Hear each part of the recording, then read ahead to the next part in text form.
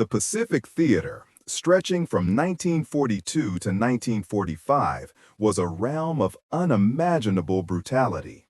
Here, amidst the dense jungle undergrowth, the suffocating humidity, and the relentless torrential rains, combat engagements frequently devolved into vicious close-quarters fighting.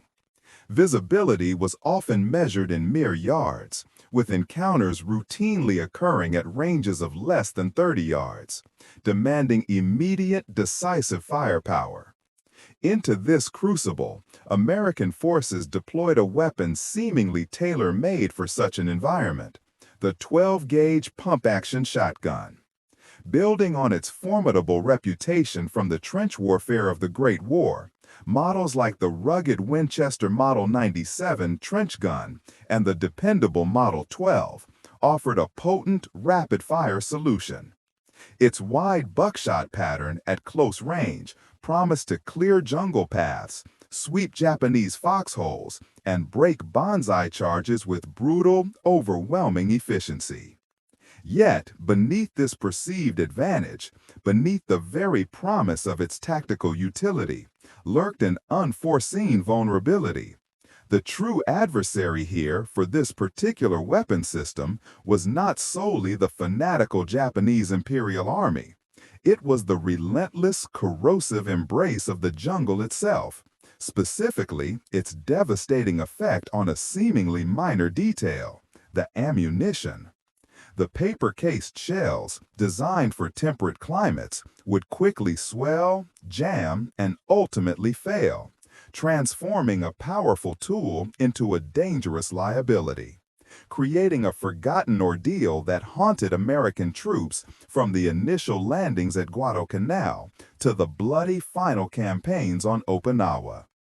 Yet, in the early days, an initial optimism surrounded the deployment of the 12-gauge shotgun. American planners and frontline soldiers envisioned it as a formidable close-quarters weapon, uniquely suited for the unforgiving landscape of the Pacific. Its theoretical edge was compelling. The shotgun offered immense short-range firepower, a dense pattern of buckshot, capable of engaging multiple targets simultaneously or delivering a decisive blow to a single adversary at distances under 50 yards. This capability was seen as a direct counter to the Japanese close combat philosophy and their famed bonsai charges, where massed infantry, often relying on bayonets and grenades, would attempt to overwhelm American positions. Two iconic models primarily define this promise: the Winchester Model 97 trench gun, a robust external hammer design, a veteran of World War I, and the more modern internal hammer Winchester Model 12, renowned for its reliability and smooth action. Both were potent tools, capable of sling-loading 6 rounds, plus 1 in the chamber, providing a rapid, high-volume fire capability that no other infantry weapon of the era could truly match in such confined spaces. The psychological impact, too, was considered significant. The sheer percussive force and widespread of a shotgun blast could theoretically instill fear and disrupt enemy formations more effectively than rifle fire in the chaos of jungle skirmishes. The standard bearer for shotgun effectiveness in the early 1940s was the paper-cased shell.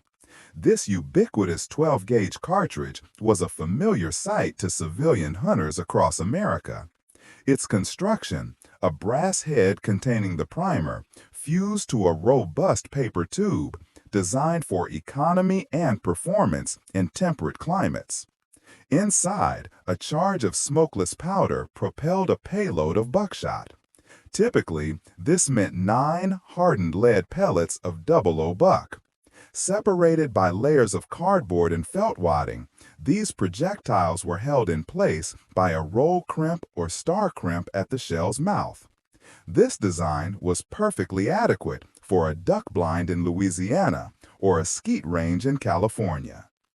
Inside, a charge of smokeless powder propelled a payload of buckshot. Typically, this meant 9 hardened lead pellets of 00 buck. Separated by layers of cardboard and felt wadding, these projectiles were held in place by a roll crimp or star crimp at the shell's mouth. This design was perfectly adequate for a duck blind in Louisiana or a skeet range in California. Inside, a charge of smokeless powder propelled a payload of buckshot. Typically, this meant 9 hardened lead pellets of 00 buck. Separated by layers of cardboard and felt wadding, these projectiles were held in place by a roll crimp or star crimp at the shell's mouth. This design was perfectly adequate for a duck blind in Louisiana or a skeet range in California. Inside, a charge of smokeless powder propelled a payload of buckshot. Typically, this meant 9 hardened lead pellets of 00 buck. Separated by layers of cardboard and felt wadding, these projectiles were held in place by a roll crimp or star crimp at the shell's mouth. This design was perfectly adequate for a duck blind in Louisiana or a skeet range in California. Manufacturers like Winchester and Remington had perfected this design over decades, optimizing it for mass production and reliable function under normal conditions. The paper casing offered a cost-effective alternative to brass, and its inherent flexibility provided a good gas seal upon firing. For the vast majority of its history, this ammunition had served its purpose without significant issue. However, the designers, and indeed the quartermasters, who initially procured these vast quantities for the burgeoning Pacific War, operated within a paradigm shaped by European and American environmental norms. The unique and profoundly hostile climate of the South Pacific jungles remained largely outside their immediate consideration. This oversight would prove to be a critical and largely unforeseen vulnerability.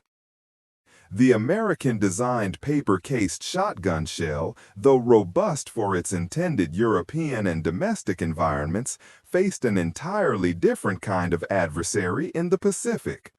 This was a theater defined by nature's relentless, unyielding assault, a cruel gauntlet of environmental extremes. The very air itself was a weapon. Relative humidity consistently hovered above 90% and often exceeded 95% on islands such as Guadalcanal, Bougainville, and New Georgia. This wasn't merely dampness, it was a pervasive, clinging moisture, saturating everything ceaselessly. Compounding this was the torrential, unpredictable rainfall, sometimes several inches in a single hour, transforming jungle trails into rivers of mud and foxholes into stagnant pools. Under these conditions, the standard 12-gauge paper shell, with its carefully crimped brass head and paper tube, began a slow but inexorable degradation. The hygroscopic paper, designed for a temperate climate, absorbed this moisture like a sponge. Shells, once perfectly cylindrical, would swell, often by a critical fraction of a millimeter. This seemingly minor change was catastrophic for reliable firearm function. The consequences were immediate and often dire. A swollen shell would jam in the chamber, refusing to load or failing to extract after firing. The paper itself, softened by the incessant moisture, could fray or tear during chambering, leaving fragments in the action or compromising the integrity of the primer seal. Furthermore, the coastal environments, saturated with corrosive salt air, accelerated the chemical breakdown of even the brass components, though the paper remained the primary victim. Imagine the rounds themselves, not pristine and ready, but visibly compromised. Soldiers reported seeing shells, their paper tubes softened to a pulpy consistency, often discolored, their crimps no longer tight, but swollen and loose. Some even showed visible signs of mold or mildew growth, a stark testament to the hostile biome. These fouled, unusable shells were not just a logistical problem. They were a betrayal of trust, a silent threat to the lives of the Marines and soldiers who depended on them. The American shotgun, initially deployed with a quiet confidence, a perceived answer to the close-quarters brutality of jungle warfare, quickly revealed a profound vulnerability. Its baptism by fire on Guadalcanal, beginning in August 1942, was fraught with unforeseen technical challenges. The humid, corrosive environment of the Solomon Islands, a crucible unlike any encountered in European theaters, began to systematically attack the very core of the shotgun's operational reliability, its ammunition. Early combat reports from the 1st Marine Division hinted at a growing problem, not with the firearms themselves, but with the paper-cased shells. These shells, designed for temperate climates, absorbed moisture at an alarming rate. As the paper hull swelled, often imperceptibly at first, they would fail to chamber correctly in the shotgun's action. Marines found themselves in harrowing situations, a Japanese charge bearing down only to have their pump-action weapon seize, the swollen shell refusing to eject or load. One veteran's stark recollection described the ordeal, stating, "You try to pump a round in and it just wouldn't go, or it gets stuck halfway. In the jungle, that was a death sentence." This wasn't an isolated incident. It was a systemic failure, replicated across countless engagements. Misfires also plagued the early deployments. Primers compromised by persistent moisture, rendering vital shots inert. As the campaign shifted to New Guinea's even more oppressive conditions, the situation worsened. The relentless downpours and pervasive dampness amplified the ammunition's fatal flaw. The operational reliability of the 12-gauge shotgun, a weapon intended for decisive close-range engagement, plummeted dramatically, transforming a potential advantage into a logistical impediment and a source of profound frontline disillusionment. The logistical architecture supporting American forces in the Pacific, already strained, struggled immensely with the specialized demands of shotgun ammunition. Unlike rifle or machine gun rounds, which often featured robust brass casings and sealed primers, the prevalent paper-hulled shotgun shells presented a unique and persistent vulnerability. Standard-issue cardboard boxes, often flimsy, offered scant protection against the incessant moisture of the jungle environment. Supply convoys, traversing muddy tracks or navigating treacherous coastal waters, frequently exposed these critical munitions to rain, saltwater spray, and constant humidity. Even within forward supply depots or temporary field caches, maintaining dry, stable storage conditions was a continuous and often losing battle. Tarpaulins and makeshift shelters provided only temporary respite against the relentless, pervasive dampness. Furthermore, shotgun ammunition occupied a distinctly lower rung on the military's logistical priority ladder. Essential rifle cartridges, such as the .30-06 for the M1 Garand or the .50 caliber rounds for the Browning machine gun, received meticulous attention in terms of allocation, transport, and storage. Shotgun shells, by contrast, were often treated as an auxiliary item, relegated to less secure storage and less frequent, less careful transport. This meant that by the time these shells reached the wary Marines and soldiers on the front lines, after weeks or even months of exposure, they were frequently already compromised. The cycle was disheartening and dangerously inefficient. New shipments arriving from the rear were often greeted not with relief, but with a grim understanding that much of the ammunition might already be degraded. Soldiers would open crates only to find swollen shells or rounds with disintegrating paper hulls, rendering them utterly useless or dangerously unreliable in the heat of combat. This logistical oversight compounded the tactical limitations, transforming a potential close-quarters advantage into a recurrent source of frustration and tactical uncertainty for those deployed in the Pacific crucible. The relentless Pacific humidity, a silent enemy, it didn't just corrode steel, it attacked the very core of a soldier's confidence.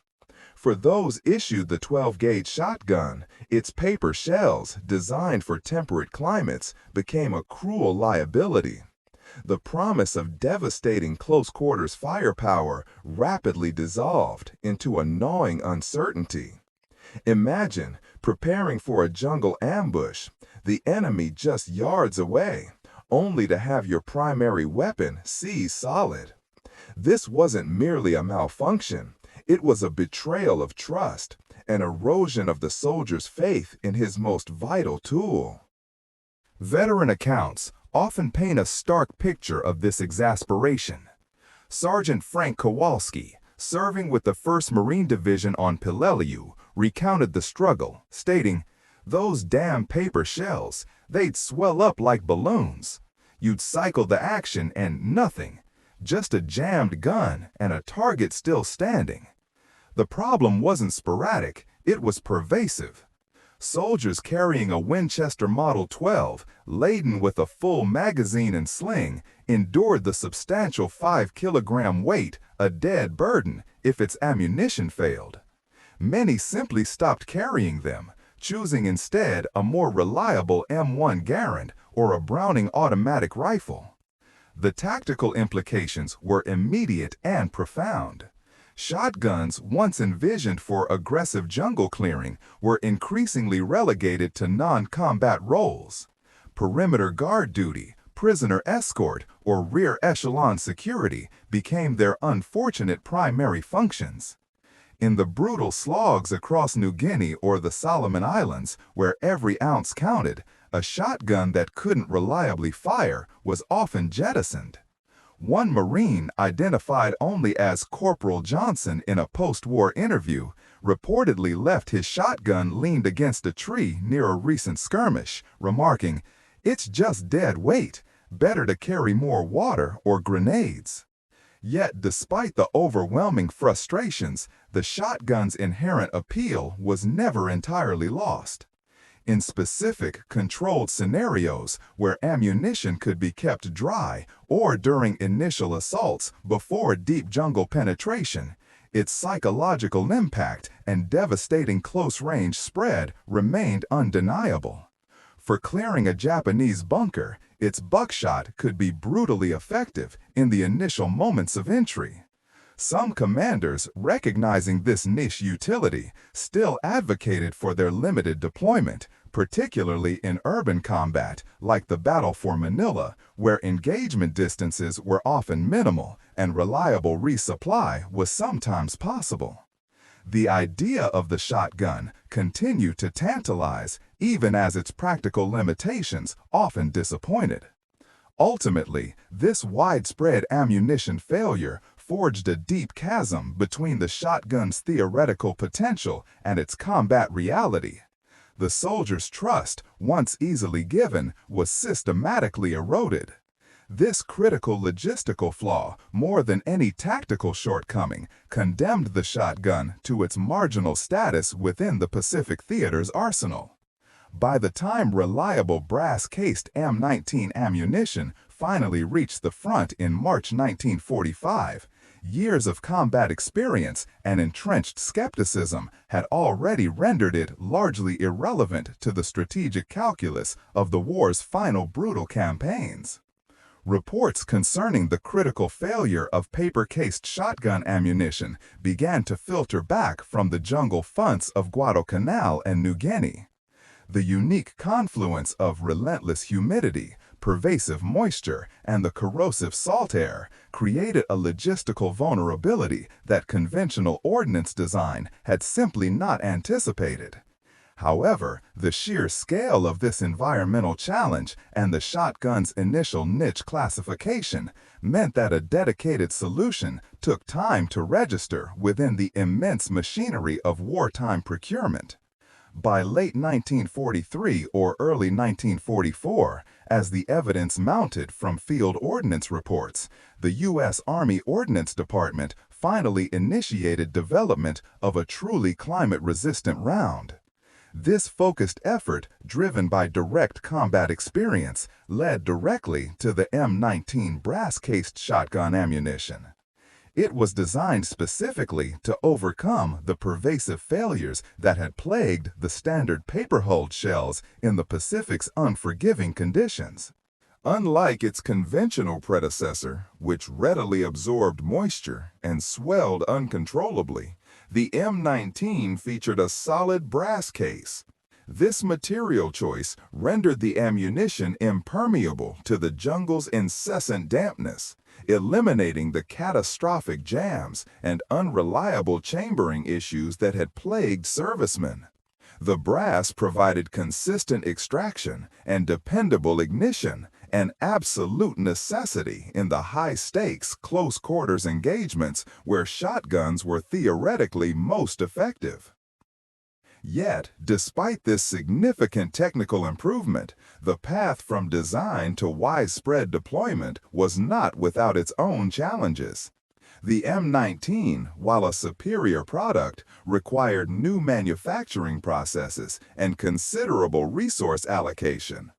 For a weapon system whose role was already perceived as secondary and whose existing ammunition stocks were prioritized for other theaters, the brass shells faced a slow journey through the logistical pipeline, ensuring their arrival would remain frustratingly belated.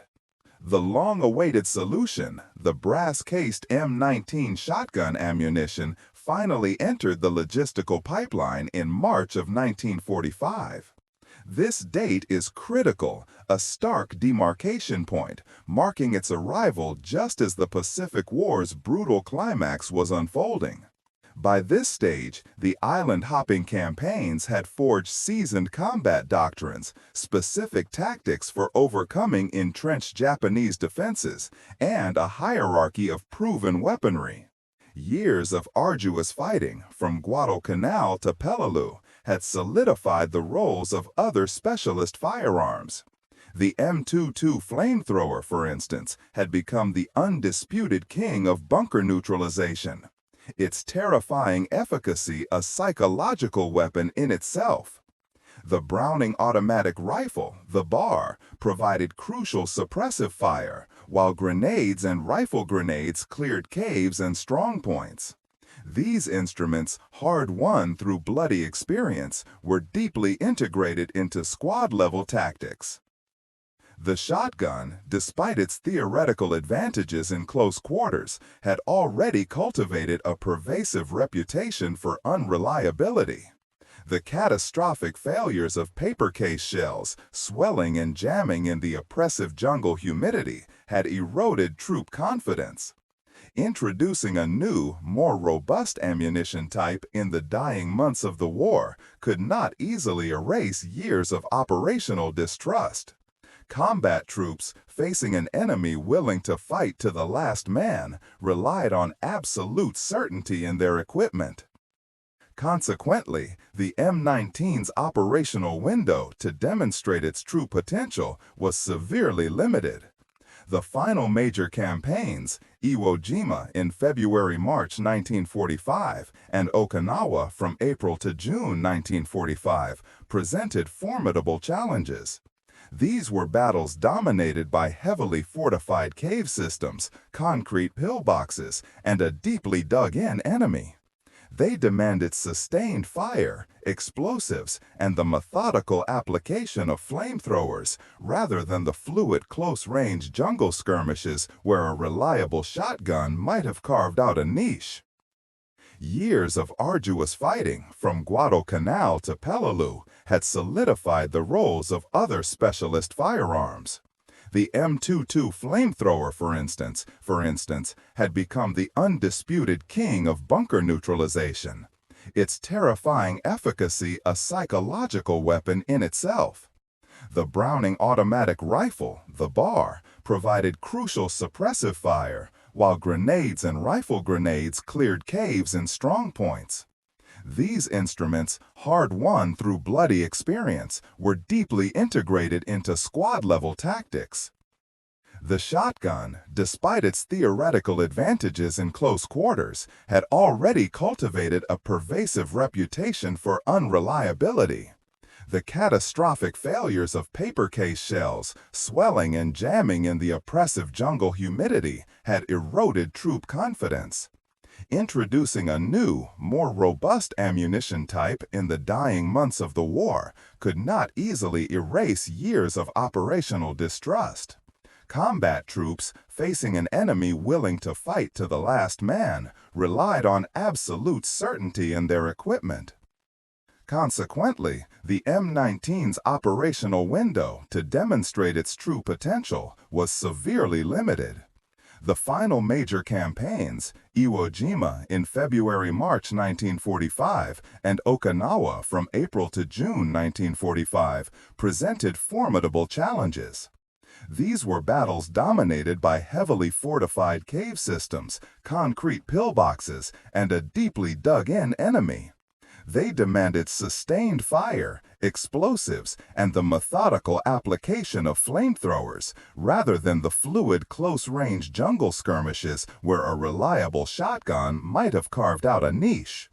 While some units undoubtedly received the M19 ammunition, and individual instances of its improved performance may have occurred, its impact on the broader tactical landscape was negligible. The war's end in August 1945 arrived too swiftly, preventing any widespread re-evaluation or adoption of the shotgun as a primary combat arm. Its late arrival, alongside established doctrines and deeply ingrained perceptions, relegated the M19 to a footnote, a potent solution that simply arrived too late to change the narrative.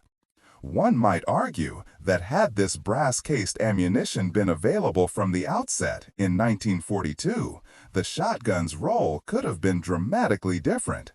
Its inherent stopping power at close range, its ability to clear dense vegetation, might have provided a distinct advantage. But history offers no such counterfactual. The reality remained: the M19's introduction was a postscript, a testament to logistical and design struggles rather than a turning point in the Pacific War.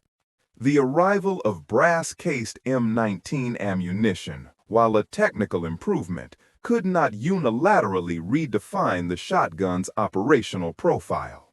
By early 1945, the tactical landscape had fundamentally shifted. The campaigns on islands like Iwo Jima and later Okinawa presented a new class of adversary and defense. Japanese forces, deeply entrenched in complex networks of caves, bunkers, and concrete strongpoints, rendered conventional close-quarters weapons, like the shotgun, largely ineffectual. Its limited range and lack of penetration against fortified positions meant it was ill-suited for the systematic reduction of these hardened defenses. Consequently, the shotgun's role, even where present, became highly specialized. It was not a primary assault weapon for clearing complex tunnel systems.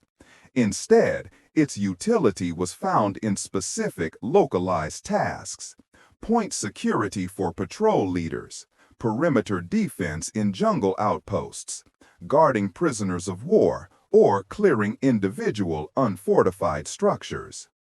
This functional relegation was a direct consequence of its perceived unreliability, a reputation forged by years of paper-cased ammunition failures which persisted long after the M19's theoretical solution.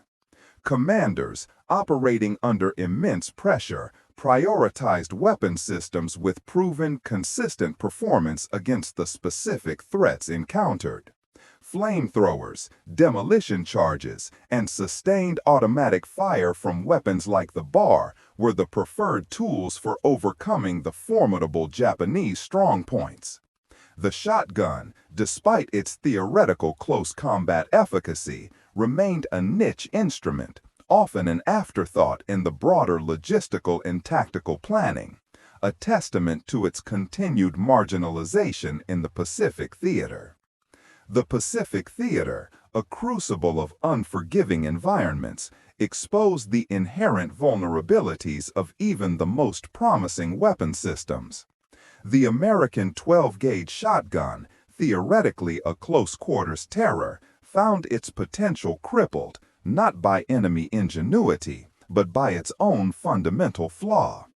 Its paper-cased ammunition, designed for temperate zones, proved catastrophically unreliable in the oppressive humidity and corrosive rot of the jungle. Swollen shells, jammed chambers, catastrophic misfires, these were the silent, unseen enemies that shackled the shotgun's true power.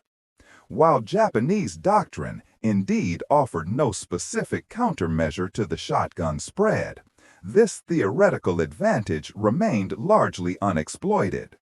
The Imperial Army's lack of preparedness became a moot point, overshadowed by the U.S. military's own logistical and material struggles. Thousands of rounds of substandard M19 buckshot became little more than dead weight, or worse, a source of frustration and danger for the Marines and soldiers depending on them in desperate close-range encounters. The long-awaited brass-cased ammunition, the true solution, arrived in significant quantities only by March 1945, too late to impact the major island campaigns that had defined the war's most brutal chapters. This saga of paper shells and jungle rot offers a profound, enduring lesson in military history. It underscores the critical importance of every single component within a weapon system. A powerful firearm is only as effective as its least reliable part. The Pacific War starkly demonstrated that meticulous design, rigorous testing for extreme conditions, and robust logistical support are not mere footnotes. They are, in fact, foundational pillars of combat effectiveness, determining victory or defeat, survival or sacrifice on the unforgiving battlefield. The shotgun's forgotten ordeal serves as a testament to this immutable truth. Ultimately, the shotgun, despite its mythic status, never truly carved its niche as a decisive weapon in the Pacific. Its high production numbers belied its marginal combat employment. Its training manuals a disconnect from frontline reality. The Japanese, while initially surprised by its presence, faced no sustained widespread threat from it. The real struggle was internal, a battle against the elements and a failure of material science, a quiet tragedy of logistics that ensures the shotgun's story in the Pacific remains primarily an ammunition story.